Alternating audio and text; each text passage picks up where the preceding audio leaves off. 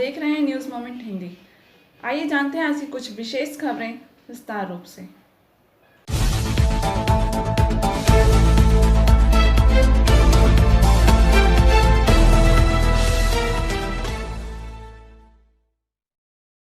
काशीपुर माकपा उत्तर area committee ने मंगलवार को पुरुलिया के काशीपुर बाजार में एक विशाल रैली का आह्वान किया। काशीपुर बाजार परिक्रमा करने के बाद बाजार में एक जनसभा में आयोजित हुई। रैली में बोलते हुए माकपा की केंद्रीय समिति के सदस्य अमीय पात्रा ने कहा, लोग इस तथ्य से अवगत हैं कि पिछले पंचायत चुनाव में माकपा नेतृत्व पर तृणमूल द्वारा हमला किया गया था, इसलिए अगले चुनाव में वामपंथ फिर से आएगा। मैं काशीपुर से इस संदेश को देकर जाना चाहता हूँ। कहा, लोग देश भर में चल रहे काला बाजारी के अंत की प्रतीक्षा कर रहे हैं। कहा, लाल झंडे कमजोर हुआ है क्योंकि गरीब लोगों ने पार्टी को पहचानने में गलती की है। गरीब जनता को गुमराह करके तृणमूल अपनी ही पार्टी में उन्हें शामिल करवा रही है। काशीपुर के गरीब लोग काम कर ठीक रहना चाहते हैं, इसलिए सुशांत सिंह राजपूत राम मंदिर की गपशप छोड़कर वे सीपीआई को चुनेंगे। कहा, लोग अगले महीने की 26 तारीख को जुलूस में शामिल होंगे, लेकिन हो सकता है तृणमूल प्रशासन के माध्यम से हमारे जुलूस को रोकने की कोशिश कर सकती है। ललकारा कि अगर दम है तो रोक कर दिखाए। मैं इसे इस मंच से यह कहकर घोषणा कर रहा हूँ। रैली में पुरुलिया जिले के माकपा सचिव प्रदीप रॉय, काशीपुर के स्थानीय नेता गोवर्धन सील, नरेंद्र नाथ मुखर्जी और क्षेत्र के अन्य नेता और कार्यकर्ता उपस्थित थे। यहाँ रुकते हैं एक छोटे से ब्रेक के लिए, तब तक बने रहिए आप हमारे साथ न्यूज़ मोमेंट हिंदी पर। आसनसोल में एकमात्र दुकान जो अपने अलग तरीके के लिए प्रसिद्ध है। 100 साल पुरानी है ये दुकान। इनके पास कुछ बहुत से यूनिक प्रोडक्ट्स हैं। इनके पास खाकरों की काफ़ी वैरायटीज़ हैं, जितने कि आसनसोल में आपको कहीं नहीं मिलेगी। इतना टेस्टी कि देखते ही मुंह में पानी आ जाए। इसका पता है Samiran Roy road, opposite in SBI bank, Asansol. अधिक जानकारी के लिए संपर्क करें 0341-230-5017 या 9547356154। दुर्गापुर में मंगलवार को एक भयंकर विस्फोट हुआ। मंगलवार सुबह राज्य सरकार के ताप विद्युत कारखाने के दुर्गापुर प्रोजेक्ट लिमिटेड के 7 नंबर गेट पर 11:10 पर हुआ।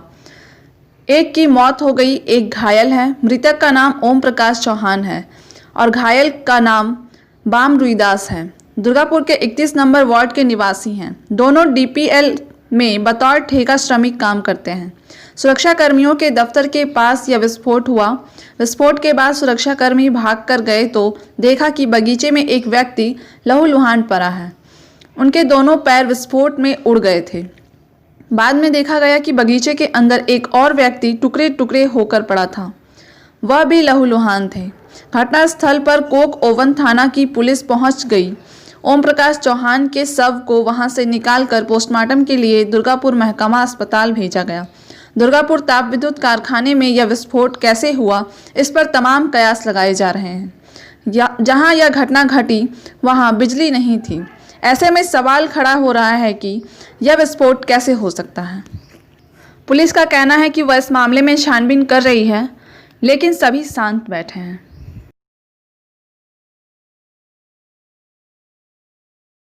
आइए जानते हैं बलात्कार के मामले में कुछ महत्वपूर्ण तथ्य। बलात्कार एक प्रकार का यौन हमला है, जिसमें आमतौर पर संयोग या अन्य प्रकार की यौन प्रवेश शामिल होते हैं, जो पीड़ित की सहमति के खिलाफ अपराधियों द्वारा किया जाता है।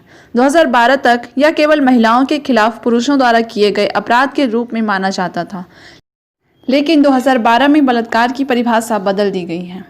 अब हर लिंग इसका शिकार है। बलात्कार का मुख्य घटक सहमति है, सहमति का अभाव होना। भारत में बलात्कार निस्संदेह एक जघन्य अपराध है और बड़ी चिंता का विषय है। राष्ट्रीय अपराध रिकॉर्ड ब्यूरो 2013 की रिपोर्ट के अनुसार बलात्कार भारत में महिलाओं के खिलाफ चौथा सबसे आम अपराध है। भारतीय राज्यों में बलात्कार की रिपोर्ट मध्य प्रदेश में सबसे अधिक है, जबकि जोधपुर में उच्चतम प्रति व्यक्ति बलात्कार की रिपोर्ट है, जो दिल्ली के बाद है। भारत में बलात्कार के लिए सजा भारतीय दंड संहिता की धारा 376 में दी गई है। एक ही खंड के उपखंड 2 में प्रदान किए गए मामलों को छोड़कर सजा कठोर कारावास होगी जो 7 वर्ष से कम नहीं है, जो आजीवन कारावास और जुर्माना हो सकता है। अप्रैल 2018 में यह 12 साल से कम उम्र के बच्चों के साथ बलात्कार के दोषी किसी को भी सजा देने की अनुमति देता है। भारत के अलावा विश्व के दूसरे देशों में बलात्कार के लिए सजा। मिस्र में बलात्कारी की मौत तक फांसी दी जाती है। इजराइल बलात्कार के दोषी को 4 साल न्यूनतम और 16 साल अधिकतम कारावास मिलता है। संयुक्त अरब अमीरात में रेप के लिए मौत की सज़ा है। चीन में रेप को एक क्रूर अपराध माना जाता है और रेपिस्ट को डेथ पेनल्टी के सम्मानित किया जाता है। अफगानिस्तान में बलात्कारी को फांसी पर लटका दिया जाता है या सिर में गोली मारकर उसकी हत्या कर दी जाती है। अपराध के 4 दिनों के भीतर सजा दी जाती है। फ्रांस में रेपिस्ट को 10 साल की कैद दी जाती है, लेकिन अगर पीड़ित की मौत हो जाती है तो सजा को बढ़ाकर 30 साल कर दिया जाता है। यूएसए 30 साल की जेल में अधिकतम सज़ा। ग्रीस में रेपिस्ट को कैद की सज़ा दी जाती है। ईरान में रेपिस्ट को डेथ पेनल्टी दी जाती है।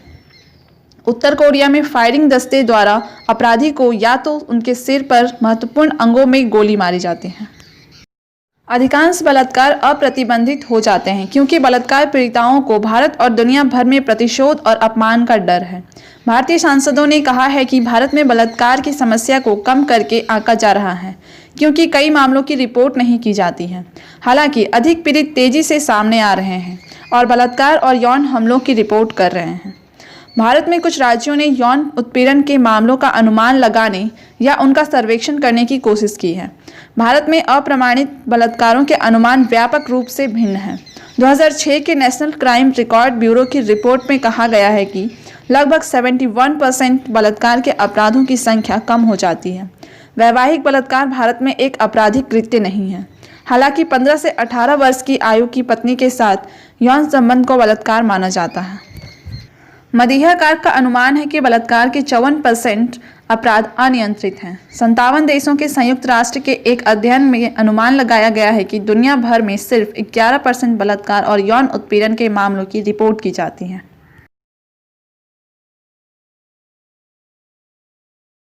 आसनसोल नगर निगम प्रशासकीय बोर्ड में सदस्यों की संख्या बढ़ सकती है। आधिकारिक सूत्रों से मिली जानकारी के अनुसार प्रशासक बोर्ड में सदस्यों की संख्या 9 से बढ़ाकर 12 की जा सकती है। इसके लिए विभिन्न नेताओं की ओर से प्रस्ताव भी भेजे गए हैं।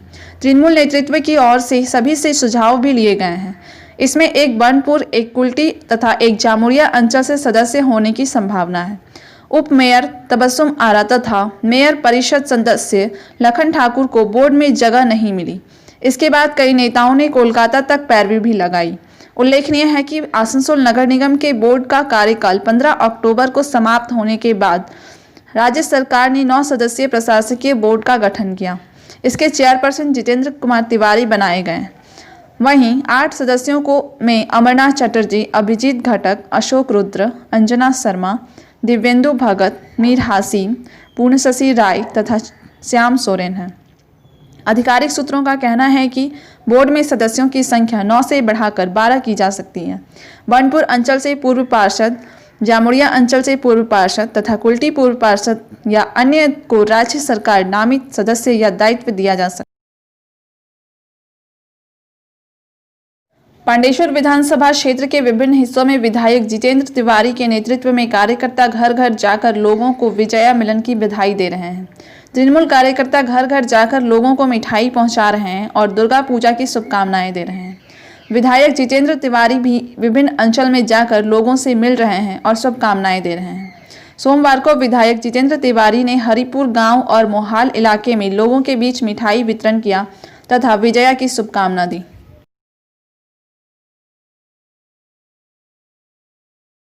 डाकू सरदार भवानी पाठक ने सिंगारन काली मंदिर की स्थापना की थी। यहाँ माँ की कोई मूर्ति नहीं है, यहाँ पोट की पूजा की जाती है। एक समय में जामुरिया सहित विशाल क्षेत्र एक गहरा जंगल था। भवानी पाठक उस समय लुटेरों का नेता था। वह डकैती करने के लिए बाहर जाने से पहले सिंगर की माँ का आशीर्वाद लेता था। बाद में भक्त वामकश्यप सिंगारन ने काली की पूजा की। यह मंदिर लगभग 300 साल पुराना है। कहा जाता है कि ब्रिटिश काल में कोयले के खनन काल में 12 हाथ लंबे बाल 3 आंखें इस मंदिर के किनारे से एक जोड़ा खराम पाया गया था। उन्हें मंदिर में वेदी पर रखा जाता है। मंदिर के मुख्य पुजारी सुबल बंदोपाध्याय ने कहा कि काली पूजा के दिन बकरे की बलि दी जाती है।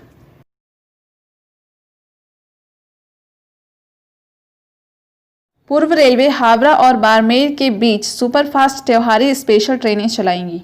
आसनसोल पूर्व रेलवे यात्रियों की सुविधा के लिए चालू व्यस्त त्योहारी सीजन के दौरान हावड़ा और बाड़मेर के बीच पूर्णतः आरक्षित त्योहारी स्पेशल ट्रेनें चलेंगी।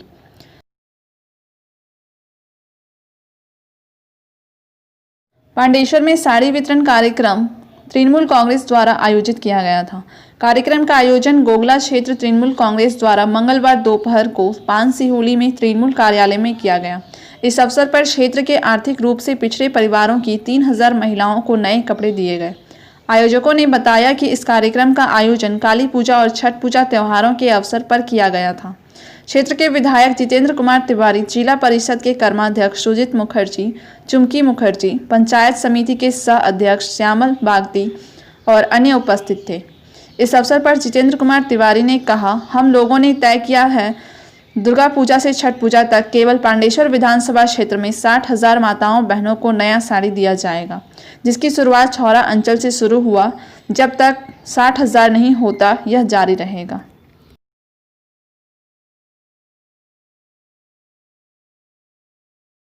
काजोरा एरिया स्थित माधवपुर ओसीपी, जो विगत 5 माह से हरिशपुर गांव में हुई धसान के चलते बंद रहा, मंगलवार सुबह ओसीपी का कार्य प्रारंभ करने से पूर्व विद्युतीकरण का कार्य करने का आदेश माधवपुर प्रबंधक गजाधर मंडल द्वारा सिक्योरिटी को दिया गया था। तभी ECL security ASI Munna Singh के नेतृत्व में 2 हवलदार महेंद्र गोप, सरफराज अहमद एवं गार्ड गगन घोष सहित प्राइवेट चालक गौतम बावरी माधवपुर पैक में विद्युतीकरण कार्य चालू करने के लिए पहुंचे, परंतु आक्रोशित हरिशपुर गांव वासियों ने सभी ईसीएल सिक्योरिटी गार्ड एवं सभी ईसीएल सिक्योरिटी को तू मैं कर मारपीट करने लगे, जिसमें 3 को मारपीट कर भगाया और एएसआई मुन्ना सिंह एवं प्राइवेट चालक गौतम बावरी को बंधक बना हरिशपुर गांव के दुर्गा मंदिर में 11 बजे बंधक बना रखा। इसकी सूचना ECL security officer Amit Kumar Yadav को मिलने पर उन्होंने इसकी जानकारी महाप्रबंधक को दिया। घटनास्थल पर अंडाल थाना पुलिस एवं ईसीएल सीआईएसएफ पहुंच मामले की छानबीन करने लगे, परंतु ग्रामीणों ने उन्हें 4 घंटे तक बंधक बनाकर मंदिर में रखा। 3 बजे के करीब अंडाल थाने ने ECL security ASI Munna Singh एवं प्राइवेट गार्ड गौतम बावरी को मुक्त करवा अंडाल थाना लाया गया। इस घटना के संबंध में गांववासियों का कहना है कि जब तक हरिशपुर गांव को पुनर्वास व्यवस्था ईसीएल प्रबंधन नहीं करवाता, तब तक गांववासी माधवपुर ओसीपी का कार्य चालू नहीं होने देंगे।